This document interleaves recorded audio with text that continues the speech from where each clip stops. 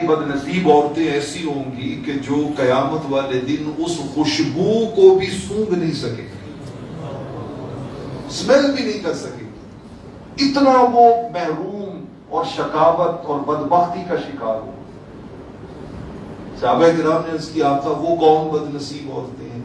فرمایا یہ وہ عورتیں ہوں گی کاسیات عاریات، کہ جو کپڑے تو پہنتی ہوں گی لیکن کپڑے پہن کر بھی ننگی نظر آتی، ٹائٹ فٹنگ، فیشن کے نام پہ چاک اوپر، سلیو لیس بازو، اس کے دیگر جو معاملات ہیں، بہت ہی باریک کپڑے، مطلب کپڑا کس لیے ہے؟ وہ ہے انسانی جسم کو ڈھانپنے کے لیے، شرم و حیا کے لیے، اور اگر وہ کپڑا جو ہے وہ اور بھی بے شرم بنا دے تو پھر جنت کی خوشبو سے بھی محروم کر دیا جائے گا۔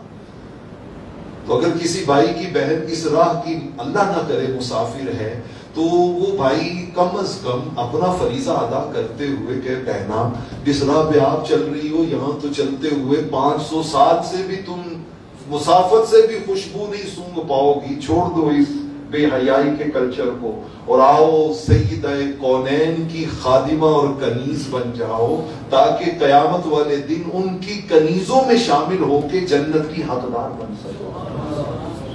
تو میں نے ایک جملہ بولا ہے کہ بہن نے بھائی کی تقدیر کو کیا کر دیا؟ بدل دیا۔ ہم کوشش کیا کریں کہ ہم اوروں کو بھی جس راہ پہ ہم چلنے کی کوشش کرتے ہیں اوروں کو بھی اس کی طرف لائیں۔ حضرت عبداللہ ابن عباس رضی اللہ تعالیٰ عنہ کہتے ہیں جب سیدنا فاروق اعظم نے کلمہ پڑھا نا، سنن ابن ماجہ کی روایت، تو جبریل آئے حضور علیہ السلام کے پاس اور آ کر عرض کرتے ہیں یا رسول اللہ صلی اللہ علیہ وسلم، آج آپ کے ہاتھ پہ فاروق اعظم نے بیعت کر کے کلمہ پڑھا ہے تو میں آپ کو مالا اعلیٰ کے حالات سنانے اور بتانے آیا ہوں۔ استبشر اہل السماء، ساتوں آسمان کے فرشتے عمر کے اسلام قبول کرنے پہ جشن منا رہے۔ کتنی بڑی ہستی ہے کہ ابھی اگلے مراحل شروع نہیں ہوئے، صرف ایمان قبول کیا، اسلام قبول کیا ہے، ابھی دائرہ اسلام میں داخل ہوئے ہیں، مگر شخصیت اتنی بڑی ہے کہ کل قدسیان فلک، ملکوت کی دنیا، سارے ملک فرشتے آپ کے اسلام لانے پر آسمانوں پر کیا منا رہے ہیں؟ جشن منا رہے، خوش ہو رہے۔ تو عمر نے کلمہ پڑھ لیا، عمر دامن اسلام میں آ گیا، ہاتھ میں تلوار لے کر جب چلے حضرت عمر، آ میرے دامن میں آ جا، کہہ دیا تو ہو گیا۔ آقا نے دعا مانگی تھی تو گھر سے نکلے تلوار لے کے قتل کرنے کے لیے، لیکن قرآن سن کے رحمت کونین کی بارگاہ میں پہنچے تو خود اپنی خواہشات نفس کو قتل کر کے حضور کے در کے نوکر اور غلام بن۔ اتنی بڑی شخصیت ہے سیدنا فاروق اعظم۔ حضرت عبداللہ ابن عمر سنن ترمذی میں ہے رضی اللہ تعالیٰ عنہ، وہ کہتے ہیں کہ جب کبھی کوئی ڈسکشن ہوتی نا حضور کی مجلس میں صلی اللہ علیہ وسلم، تو مختلف صحابہ اپنی اپنی رائے کا اظہار کرتے، کوئی میٹر ہو، جنگ کرنے جانا ہے، کوئی ٹریولنگ کرنی ہے، کوئی جو ہے وہ مہاجرین کا مسئلہ بن گیا ہے اس کو سالو کرنا ہے، کوئی دیگر مسائل، تو وہ کہتے ہیں صحابہ اپنی اپنی رائے دیتے، اپنی اپنی پروپوزل دیتے، جب ساری مشاورت مکمل ہو جاتی نا تو پھر حضور علیہ السلام پر آسمان سے وحی کا نزول ہوتا۔ ان کا اکثر ایسا ہوا کہ جب وحی خدا آتی تو وہ وہی رائے ہوتی جو فاروق اعظم نے دی۔ اس کو اصطلاح میں کہتے ہیں موافقات عمر، موافق ہونا، کہ آپ کی رائے کی موافقت میں رب ذوالجلال اپنی وحی کو بھیجتا۔ اتنی اللہ نے انہیں بصیرت، حکمت، دانائی اور ہدایت کا اندر نور عطا کیا ہوا تھا۔ صحیح مسلم کی روایت ہے، میں صرف مثال دینا چاہتا ہوں، آپ فرماتے ہیں اس وقت تک ابھی اتنے معاملات ہوئے ہوں گے، آپ کہتے ہیں 3 باتیں ایسی ہیں وافقت لربی فی ثلاث، کہ میں نے رائے دی، رب نے اسی کے مطابق حکم نازل فرمایا۔ ان کا میں کریم آقا کی بارگاہ میں حاضر ہوا، عرض کی آقا صحن حرم میں جہاں بھی نماز پڑھ لی سامنے بیت اللہ ہوتا ہے، لیکن اتنا بڑا صحن ہے چاروں طرف، تو پرابلم رہتی ہے، کوئی ڈسپلن نہیں ہے، نظم نہیں ہے۔ میں چاہتا ہوں کہ امام کے مصلی کے لیے ایک جگہ فکس کر لی جائے تاکہ ہر کسی کو پتا ہو کہ نماز کے لیے امام یہاں کھڑا ہوگا، وہیں آ کے وہ صف بندی کرے۔ اب 4 آدمی وہاں بیٹھ جاتے ہیں، 4 آدمی وہاں بیٹھ جاتے ہیں، پھر آپ تشریف لاتے ہیں، پھر وہ دیکھتے ہیں اب کہاں پہ جماعت کھڑی ہوگی، تو ایک جگہ فکس کر لے۔ اور میری رائے یہ ہے کہ مقام ابراہیم کو امام کے مصلی کی جگہ بنا لیا جائے، وہاں امام کا مصلی ڈالا جائے، باقی 3 سائڈوں کی طرف نہ ڈالا جائے۔ اب یہ رائے دی رب ذوالجلال نے جبرائیل کو بھیجا، کہا جاؤ محبوب سے کہو وَاتَّخِذُوا مِن مَّقَامِ إِبْرَاهِيمَ مُصَلًّى، جہاں مصلی ڈالنے کی رائے عمر نے دی ہے، ہم نے قیامت تک کے لیے اسی کو تمہارے لیے پسند ہے۔ کہتے ہیں رحمت کونین کی بارگاہ میں جب پیغام پڑا تو لوگ آنے شروع ہو گئے، مختلف قبیلوں کے لوگ آتے تھے، تو میں واچ کرتا رہتا ہوں۔ تو میں ایک دن حضور کی بارگاہ میں چلا گیا صلی اللہ علیہ وسلم، جا کر عرض کیا آقا جی آپ کے کاشانہ اقدس پہ آنے والا ہر کوئی نیکوکار تو نہیں ہوتا، پرہیزگار تو نہیں ہوتا، صاحب ایمان تو نہیں ہوتا، کئی کافر فاجر فاسق بھی آتے ہیں۔ تو میرا دل یہ کہتا ہے کہ ہماری خواتین کو پردہ کرنا چاہیے، ہماری خواتین کو کیا کرنا چاہیے؟ پردہ۔ وہ ہر کسی کے سامنے ان کی ڈائریکٹ کنورسیشن نہیں ہونی چاہیے، وہ پردے میں سے اوٹ میں سے گفتگو کرے۔ بس آ کر رائے دی رب ذوالجلال نے سورہ نور میں پردے کا حکم نازل فرمایا۔ آقا علیہ الصلوۃ والسلام کی نجی زندگی میں ازواج مطہرات سے کچھ معاملات میں آپس میں شکر رنجی ہو گئی۔ اب یہ بات بھی سمجھنے والی ہے کہ لقد کان لکم فی رسول اللہ اسوۃ حسنہ کا معنی یہ ہے کہ ایچ اینڈ ایوری ون، حضور کی امت میں قیامت تک کے لیے ہر کسی کے لیے حضور کیا ہے؟ Role model. اور رول ماڈل تبھی ہوں گے کہ جب آپ پریکٹیکلی اس سچویشن میں سے گزرے ہو، آپ نے اس سچویشن کو فیس کر کے بتایا ہو کہ یہ آ جائے تو اس کو یوں ٹیکل کرنا ہے، تبھی وہ اسوہ حسنہ بنے گے نا۔ تو آقا علیہ الصلوۃ والسلام کی زندگی پریکٹیکل لائف ہے، وہ محض باتوں کی زندگی نہیں ہے۔ تو آپ کی زندگی میں یہ سارے معاملات آتے تھے۔ جب تھوڑی آسودگی ہوئی نا تو ازواج مطہرات نے انسان ہونے کے ناطے کچھ مطالبات کیے کہ ہمارا خرچہ تھوڑا زیادہ ہونا چاہیے، گھر میں کوئی زیادہ اب آسودگی ہر طرف آ گئی ہے تو ہمیں بھی خرچہ زیادہ ملنا چاہیے۔ انہوں نے مطالبہ کیا، سیدنا فاروق اعظم ان کے پاس چلے گئے اور جا کر کہتے ہیں تم نے آقا علیہ الصلوۃ والسلام سے خرچہ زیادہ کرنے کا مطالبہ کر دیا ہے، تمہیں یہ دھیان نہیں رہا کہ کہیں رب اس کو بے ادبی سمجھ کے تمہیں ان کے عقد سے نکال کے نئی عورتیں ان کی عقد میں لے آئے؟ ورنہ رب کے لیے کمی تو نہیں ہے، وہ تمہیں اس شرف سے محروم کرتے نہیں لے آئے۔ انہوں نے آگے سے کہا عمر تم نے اتنی بڑی بات ہم سے کر دی، حضور کرتے صلی اللہ علیہ وسلم تو اور بات تھی، تمہیں کیا حق پہنچتا ہے کہ تم نے آ کے ہم سے ڈائریکٹ اتنی بڑی بات کر دی ہے؟ بس ابھی یہ کنورسیشن ہو رہی ہے، رب ذوالجلال نے سورہ تحریم میں آیتیں اتاری، فرمایا محبوب اپنی ازواج سے کہیے ان طلقکن ان یبدلہ ازواجا خیرا منکن، اگر یہ آپ سے اس طرح کا بیہیویئر رکھیں گی اور انہیں دنیا کی نعمتیں چاہیے پھر آپ انہیں طلاق دے کے فارغ کر دیں، میں آپ کو ان کی جگہ پہ ان سے بہتر عورتیں آپ کی نکاح میں دے دوں۔ وہی جو سیدنا فاروق اعظم کی پروپوزل رضی اللہ تعالیٰ۔ دوستان عزیز، میں ان کی شخصیت کے آج جس پہلو سے فیض پانے کے لیے آپ کی خدمت میں حاضر ہوں وہ ہے ان کی زندگی میں زہد کا پہلو۔ زاہد، زہد، زہد کا مطلب ہوتا ہے دنیا سے بے رغبت ہونا، یعنی دنیا میں ڈوبنا۔ دیکھیں نا کہ اس دور کی سب سے بڑی سلطنت کے ہیڈ آف دی اسٹیٹ ہے اور ساری دنیا کی نعمتیں پاؤں کے نیچے پڑی ہوئی ہیں، مگر دل میں ان میں سے ایک بھی نہیں ہے۔ دل میں حب دنیا، حب مال نہیں ہے، دل میں دو ہی محبتیں ہیں، یا خدا کی محبت ہے یا مصطفیٰ کی محبت، اور کچھ بھی نہیں۔ یعنی دنیا کے معاملے میں انسان کا پہ رغبت ہونا، دنیا کی محبت سے اس کا دور ہونا۔ اب اس کے بھی دو معنی سمجھ لیے گئے ہوئے ہیں۔ ایک ترک دنیا، دنیا چھوڑ دیں جنگلوں ویرانوں میں، اسلام اس کی اجازت نہیں دیتا۔ اسلام کہتا ہے دنیا میں رہو اور دنیا میں رہ کر دنیا والے سے پیار کرو۔ رجال اللہ تلہیہم تجارت ولا بیع عن ذکر اللہ، فرمایا مردان حق وہ ہیں جو ٹریڈنگ بھی کرتے ہیں، تجارت بھی کرتے ہیں، کاروبار بھی کرتے ہیں، بزنس بھی کرتے ہیں، معاملات زندگی بھی کرتے ہیں، سب کچھ کرتے ہیں، لیکن یہ ساری چیزیں انہیں ذکر خدا سے غافل نہیں کرتے، وہ یاد خدا سے غافل نہیں ہوتے۔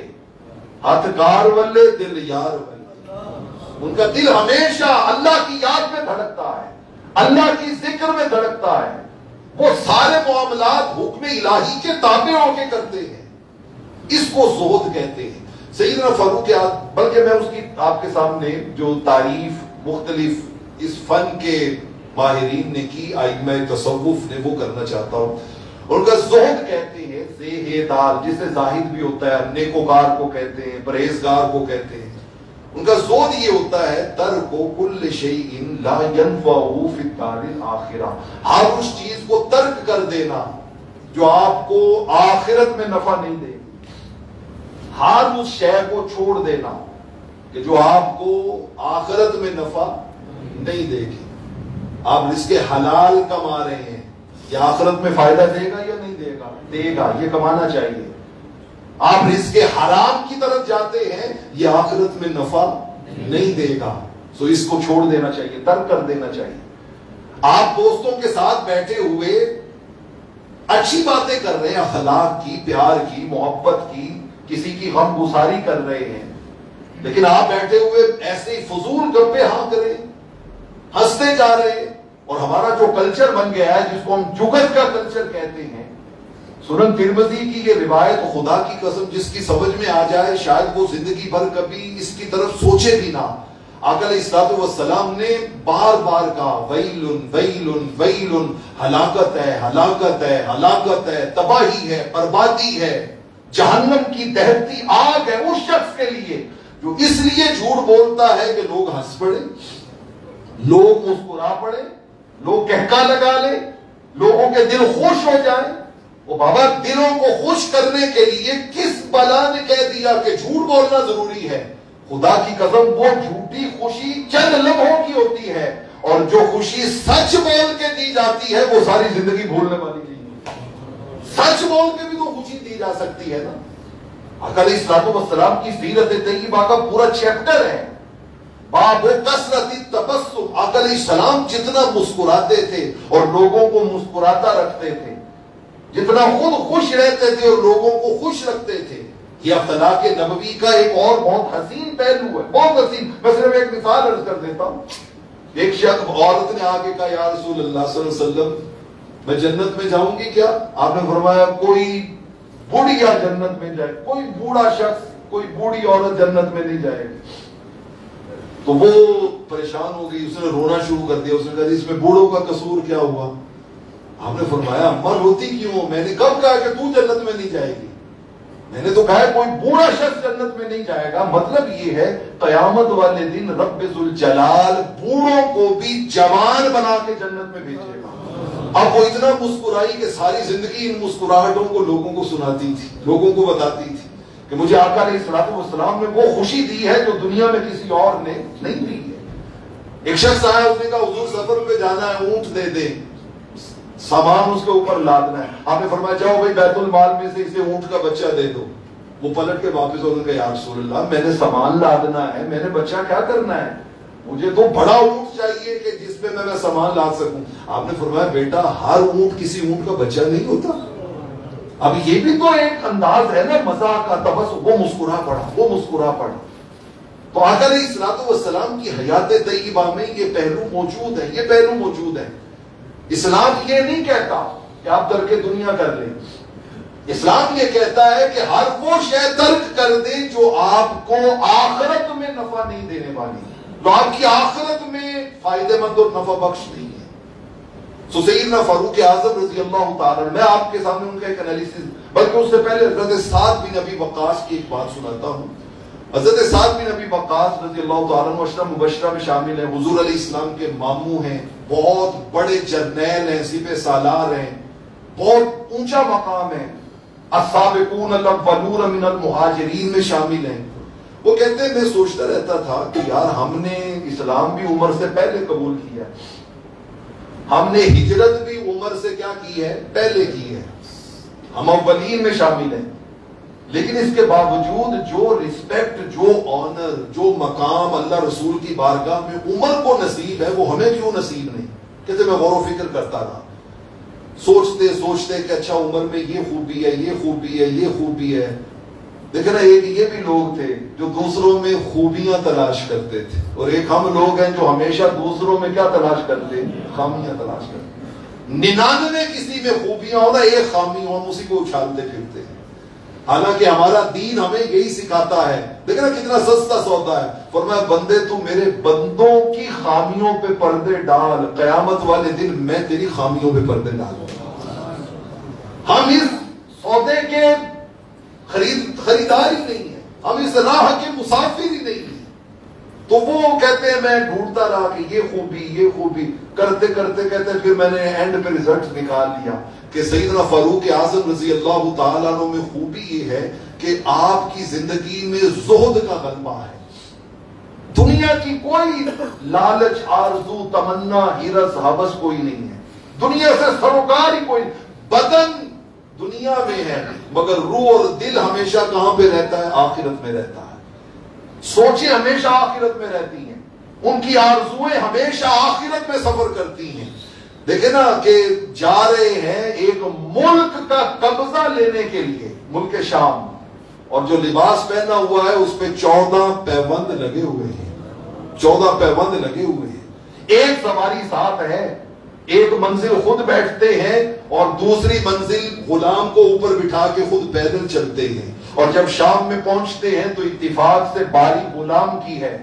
بڑے بڑے ان کے پادری, ان کے مذہبی پیشوا, سیاسی پیشوا, ان کے بادشاہ, گورنر سارے کھڑے ہوئے استقبال کرنے کے لیے. وہ اونٹ پہ بیٹھے ہوئے غلام کو دیکھ کے کہتے ہیں یہ ہے عمر. ابو عبیدہ بن جراح پاس کھڑے ہیں, وہ کہتے ہیں نہیں وہ عمر نہیں ہے, نیچے جو مہار پکڑ کے چل رہا ہے یہ ہے عمر, یہ ہے زہد, یہ ہے زہد. سیدنا فاروق اعظم رضی اللہ تعالیٰ عنہ خود کہتے ہیں میں نے بھی ایک انالیسس کیا, ہم ان سے بہت پیار کرتے ہیں, بڑی محبت کرتے ہیں, اور ہم ہمیشہ یہ کہتے رہتے ہیں کہ گوہر جہاں میں نظم حکومت بگڑ گیا, گوہر جہاں میں نظم حکومت بگڑ گیا. سچ پوچھئے تو آج ضرورت عمر کی ہے, آج پھر ایک عمر کے غلام کی ضرورت ہے جو آئے اور اس نظم جہان کو پھر سے وہ حق کی راہ کی طرف منتقل کر دے. تو سیدنا فاروق اعظم رضی اللہ تعالیٰ عنہ سے پیار کے دعوے تو ہمارے بہت ہیں, لیکن ذرا ان کے انالیسس کو ہم اس میں سے کچھ چیز حاصل کرنے کی کوشش کریں نا. ان کا نظر تو فی الامر, میں نے بڑا غور کیا یہ دنیا کی زندگی کیا ہے, حقیقت کیا ہے. غور کرتے کرتے کرتے اس نتیجے پہ پہنچے, اور نتیجے پہ پہنچایا کن چیزوں نے, کن چیزوں نے پہنچایا. قرآن مجید فرقان حمید میں ہے وَمَا الْحَيَاةُ الدُّنْيَا إِلَّا مَتَاعُ الْغُرُورِ. یہ دنیا کی زندگی دھوکے کا گھر ہے, یہ دھوکے کا سامان ہے. کس شے نے اس نتیجے پہ پہنچایا؟ رحمت کونین صلی اللہ علیہ وآلہ وسلم نے فرمایا, سنن صحیح مسلم کی روایت ہے, فرمایا مَا الدُّنْيَا فِي الْآخِرَةِ إِلَّا كَمَا يَجْعَلُ أَحَدُكُمْ إِصْبَعَهُ فِي الْيَمِّ فَلْيَنْظُرْ بِمَ تَرْجِعُ او کما قال. فرمایا لوگوں یاد رکھنا, اور میں آپ کو قریب آقا کے اس فرمان کا واسطہ دے کے کہتا ہوں کہ اس بات کو پلے باندھ لیں, یقین جانے زندگی کی کئی الجھنیں خود بخود سلجھ جائیں گی, مشکلیں حل ہو جائیں گی, پریشانیاں راحتیں لگنے لگے گی, ٹینشنیں آپ کو سکون لگنے لگے گا.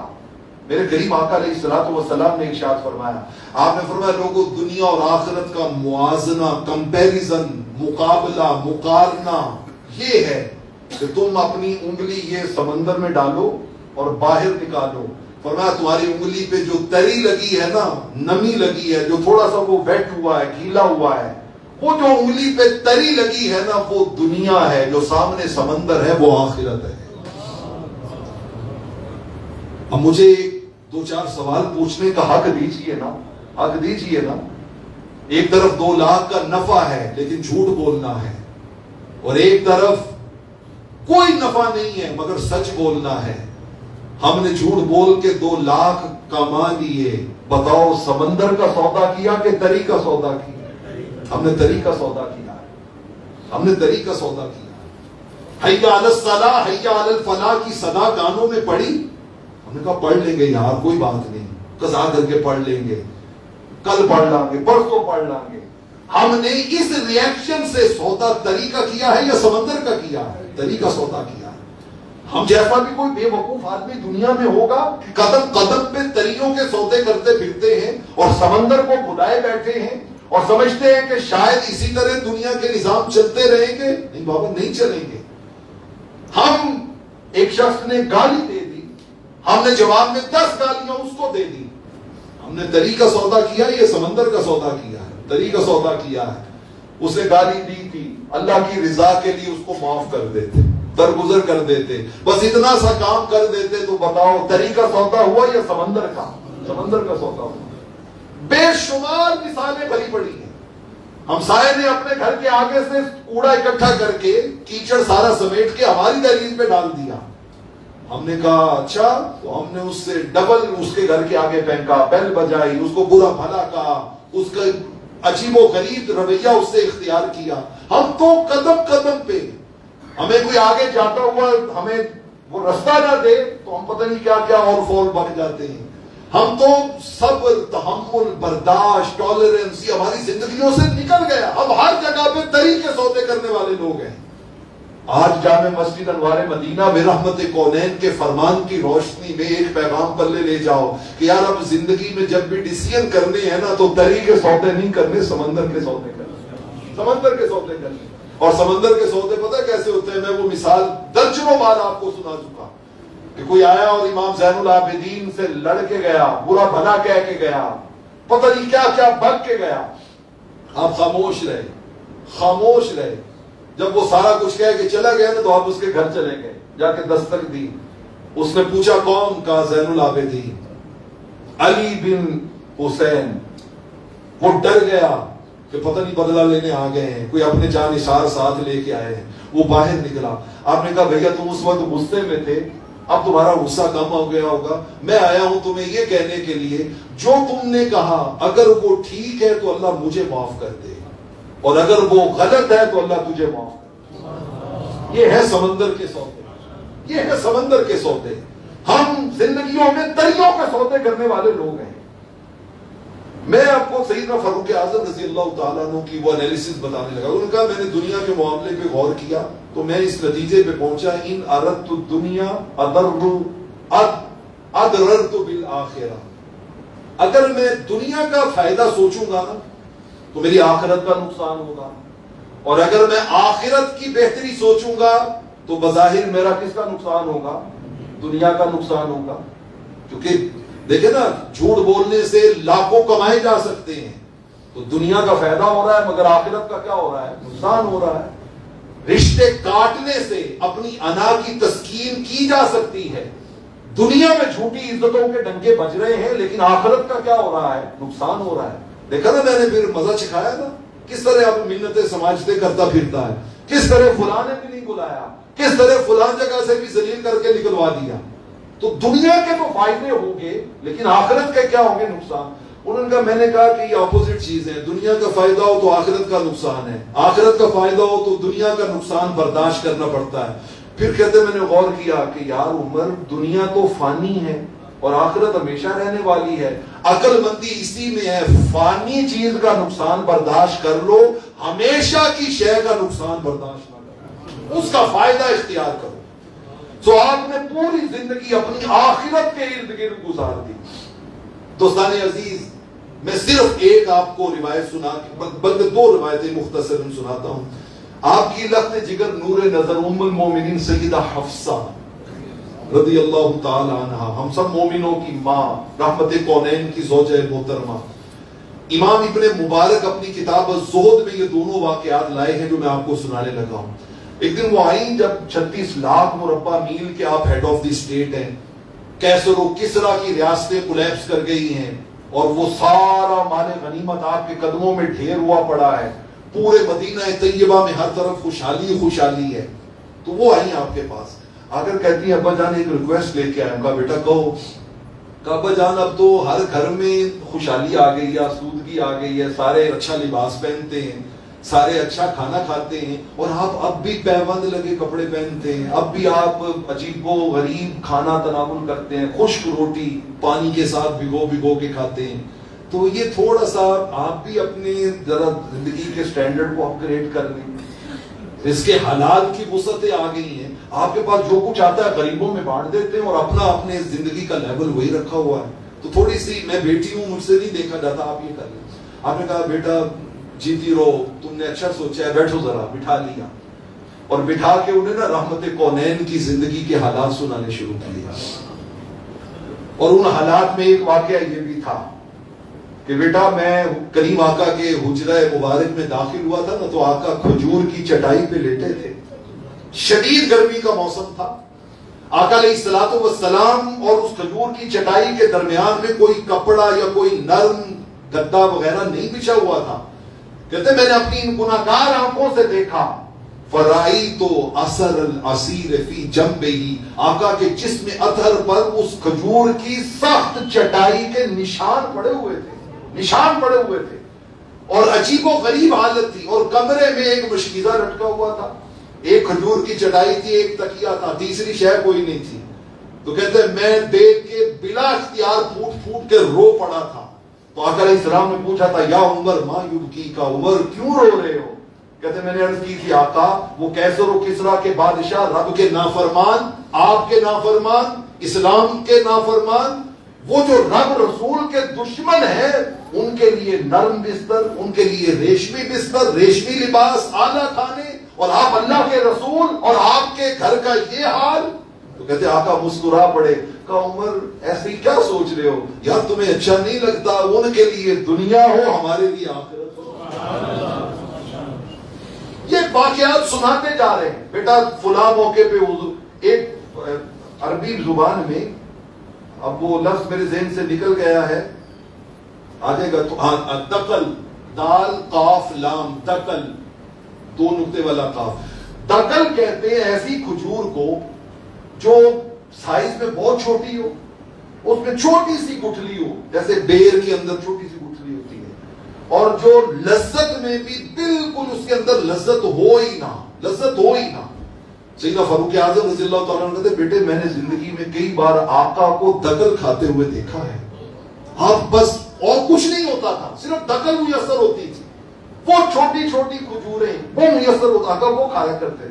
اچھا آپ سناتے جا رہے ہیں, روتے جا رہے ہیں. ام المومنین سیدہ حفصہ نے جب اپنے سرتاج کی باتیں سنی تو ان کی آنکھوں میں بھی آنسو جاری ہو گئے.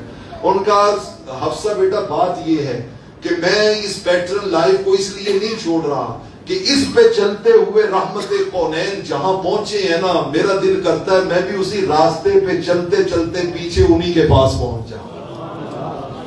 میرا دل دھڑکتا ہے کہ اگر میں نے یہ اپنا پیٹرن بدل لیا تو وہ تو اس راستے سے وہاں گئے تھے, میرا راستہ کہیں مجھے اور نہ لے جائے. میں وہیں جانا چاہتا ہوں جہاں رحمت کونین گئے, رحمت کونین گئے. اور دوستو آخری بات, بصرہ سے گورنر, پولیس کا ہیڈ, دیگر معاملات کے ہیڈ جو تھے, ان کا ایک پورا وفد آیا ہے مدینہ طیبہ کیپٹل میں سیدنا فاروق اعظم رضی اللہ تعالیٰ عنہ سے سرکاری میٹنگز میں. لمبی میٹنگز ہیں, 1 ہفتہ بیت جاتا ہے, اور ڈیلی کھانا کیا ہے آپ کا بھی اور اس آنے والے بصرہ سے سرکاری ڈیلیگیشن کا, روٹی کے ساتھ کبھی پانی ہے اس میں بھگو کے کھا رہے ہیں, کبھی دودھ ہے اس کے ساتھ کھا رہے ہیں, کبھی تیل ہے اس میں لگا کے کھا رہے ہیں, کبھی جو ہے وہ تھوڑا سا گھی کہیں سے آ گیا اس میں ڈبو کے کھا رہے ہیں. بس یہی کھانا, روٹی اور ساتھ میں بدل بدل کے پانی, دودھ, گھی, یہ چیزیں ساتھ چل رہی ہیں. جب 8 دن کا وہ ساری میٹنگز کمپلیٹ ہو گئی نا, تو آپ نے انہیں بلا لیا اور بلا کے کہا میں فیل کرتا رہا ہوں کہ تمہیں میری مہمان نوازی اچھی نہیں لگی, اور تم وہ کھانے بڑی مشکل سے کھاتے تھے. لیکن ان کا میں یہ نہیں کہ مجھے نہیں پتا، آپ نے عرب کی ساری بڑی بڑی ایلیٹ کلاس کی ڈشیں گنوائیں، فرمایا مجھے پتا ہے سلا کیا ہے، مجھے پتا ہے سلائی کیا ہے، مجھے پتا ہے کراکن کیا ہے، مجھے پتا ہے اسنما کیا ہے، مجھے یہ ساری ڈشوں کا پتا ہے، اور میں الحمدللہ تمہیں کھلانے کی طاقت بھی رکھتا ہوں، لیکن ایک آیت کے ڈر نے مجھے زندگی میں ان چیزوں سے دور رکھا ہوا ہے۔ انہوں نے کہا جی ہمیں بھی سنائیں۔ آپ نے کہا رب ذوالجلال نے قرآن میں کہا ہے قیامت والے دن بد نصیب لوگ جہنم کے کنارے پہ جب کھڑے کیے جائیں گے نا پھینکنے کے لیے، تو اللہ انہیں فرمائے گا اذهبتم طیباتکم فی حیاتکم الدنیا، اور لذت والی چیزیں تم دنیا کی زندگی میں ساری استعمال کر رہے ہو، لذت والی چیزیں تم دنیا میں پا چکے اور ان سے نفع اٹھا چکے، اليوم تجزون عذاب الہون، اور تم نے ان لذتوں میں گم ہو کر میری نافرمانیاں کی، آج میرے پاس سوائے ذلت اور رسوائی کے عذاب کے تمہارے لیے اور کوئی شے نہیں۔ ان کا میں کہتا ہوں کہ یہ لذت والی نعمتیں جہاں ملنی چاہیے نا وہیں ملیں، یہاں تو ایسے بھی گزارا ہو جائے گا، ایسے بھی گزارا ہو جائے گا۔ اس کو زہد کہتے ہیں۔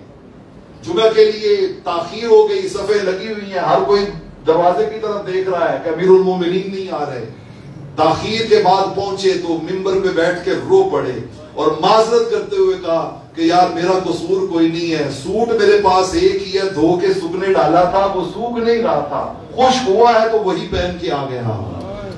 اتنی بڑی ریاست کا حکمران ہو، اور حضرت عبداللہ بن عامر بن ربیعہ کی بات پہ اجازت لیتے ہیں، وہ کہتے ہیں میں نے فاروق اعظم کے ساتھ مدینہ سے مکہ تک، مکہ سے مدینہ تک کا سفر کیا، پورا میں نے حج کا سفر آپ کے ساتھ گزارا۔ اب تفصیلات کا وقت نہیں ہے، میں ان کا ایک جملہ سنانا چاہتا ہوں۔ کہتے ہیں اس پورے سفر میں آپ کا رکنا، قیام کرنا، کھانا پینا، چلنا پھرنا، معاملات کرنا، کہتے ہیں وہ دیکھنے کے بعد اگر کوئی پوچھتا نا کہ یہ کون ہے تو بتایا جاتا ہوا ادنی الرعیہ، یہ عمر کی رعایا کا سب سے ادنا آدمی ہے۔ یہ آپ کا ظاہری حلیہ تھا، یہ آپ کا پیٹرن لائف تھا کہ اگر کوئی دیکھنے والا دیکھ کے تو وہ ان سے پوچھا جاتا کہ یار یہ بندہ کون ہے، تو وہ کہتا یہ مسلمانوں کی رعایا کا سب سے کیا ہے، ادنا درجے کا، سب سے لو سٹینڈرڈ کا آدمی ہے۔ جب حکمران ایسے ہوں کہ جو اپنی زندگیوں کے سٹینڈرڈ اپنی رعایا کے ادنا آدمی کی طرف لے جانے کا سوچے نا، تو پھر رعایا کے سٹینڈرڈ کیا ہونے شروع ہوتے ہیں، بڑھنے شروع ہوتے ہیں۔ اور جب حکمران سوچیں کہ نہیں ہمارے سٹینڈرڈ اعلیٰ ہو، پھر رعایا کے سٹینڈرڈ نیچے ہونے شروع ہو جاتے ہیں۔ یہ فیصلہ بڑا سادہ سا ہے کہ اللہ نے ذمہ داروں کے لیے دنیا میں سٹینڈرڈ اور معیار نہیں رکھے، ان کے لیے آخرت میں اجر رکھے۔ آخرت عادل حکمران، رب ذوالجلال کے محبوب علیہ الصلوۃ والسلام نے فرمایا الحاکم العادل فی ظل اللہ یوم القیامہ، قیامت والے دن لوگ دھوپ سے بچنے کے لیے سائے ڈھونڈیں گے نا، اللہ فرمائے گا عادل حکمران کہیں اور نہ جائیں، اس طرف آئیں جہاں میرا سایہ موجود ہے، وہ اس کے سائے کے نیچے کھڑے ہو جائیں، ان کو وہاں پہ پروٹوکول دیے جائیں گے۔ تو دوستان عزیز، یہ سیدنا فاروق اعظم رضی اللہ تعالی عنہ، مجھے بس وہ ان کی یاد جو ہے وہ اتنی شدید ہے کہ وہ نکلنے نہیں دیتی۔ میں ان کی انگوٹھی کی کہانی پہ بات سمیٹتا ہوں، چلیں، اور معذرت کرتا ہوں کہ آپ سے میں نے آپ کا وقت زیادہ لیا ہے۔ حضرت سیدنا فاروق اعظم نا ایک انگوٹھی پہنتے تھے چاندی کی سنت کے مطابق، اور اس میں انہوں نے ایک چیز کندہ کروا رکھی تھی، اور آپ ہمیشہ فارغ وقت میں نا، ہمیں فارغ وقت ہو تو فیس بک چلا لیجیے، واٹس ایپ چیک کر لیجیے، خبریں دیکھ لیجیے، ہمارے پاس بہت سے مشاغل ہیں اپنے اس وقت کو برباد کرنے کے لیے۔ سیدنا فاروق اعظم رضی اللہ تعالیٰ عنہ کے پاس جب وہ انگوٹھی تھی نا، آپ فارغ وقت ملتا نا تو اس کو دیکھتے رہتے، روتے رہتے، دیکھتے رہتے، روتے رہتے، اسی کو دیکھ دیکھ کے آپ وہ وقت گزار دیتے، اور گھنٹوں بیت جاتے آپ اسی کو دیکھ کے روتے رہتے۔ کیا تھا اس انگوٹھی میں ایسا؟ اس انگوٹھی پہ لکھا ہوا تھا نصیحت پانے اور خود کو بدلنے کے لیے موت کو یاد کرنا کافی ہے۔ کفا بالموت واعظا، کفا بالموت واعظا۔ اس کے لیے اعظم نوری کا کوئی آدھے گھنٹے کا خطبہ نہیں چاہیے، اس کے لیے کوئی آپ کو 500 صفحے کی کتاب پڑھنی نہیں چاہیے، اس کے لیے خود کو بدلنے کے لیے آپ ہمیشہ وہ جملہ پڑھتے رہتے کہ خود کو بدلنے کے لیے موت کو یاد کر لینا یہ کیا ہے، کافی ہے، موت کو یاد کر لینا کافی ہے۔ ایکو حال امیر غریباں دے ملے کفن بھی نال نصیباں دے ایکو حال امیر غریباں دے ملے کفن بھی نال نصیباں دے جڑے سیج پھلاں تے سوندے نے ستے خاک تے ڈیرے لا سجنا آج 10 منٹ کے لیے ایسی بند ہو جائے تو ہمارا جینا دو بھر ہو جاتا ہے اور جہاں قیامت تک کے لیے جا کے لیٹنا ہے ہماری زندگی میں دیکھیں نا A to Z ساری منصوبہ بندیاں ہیں بچوں کی پڑھائی بچوں کا فیوچر بچوں کا گھر بچوں کی شادی بچوں کی سیکیورٹی بچوں کے باقی ہر چیز کی پلاننگ ہے لیکن پلاننگ نہیں ہے تو یہ نہیں ہے کہ یار مرنے کے بعد قبر میں نے کیسے رہنا ہے میرے پاس کیا ہے کیا لے کے جانا ہے میں نے قبر میں مٹی دا تو مٹی ہونا کدی بلے بلے آزم اج تو مٹی اتے بندیا کل مٹی دے تھلے وہ مٹی کے تھلے اللہ رب العالمین سیدنا فاروق اعظم کے غلاموں میں شامل کر کے ہمیں پہنچائے اور ہماری اس منزل کو ہمارے لیے منور و روشن کرے آمین واخر دعوانا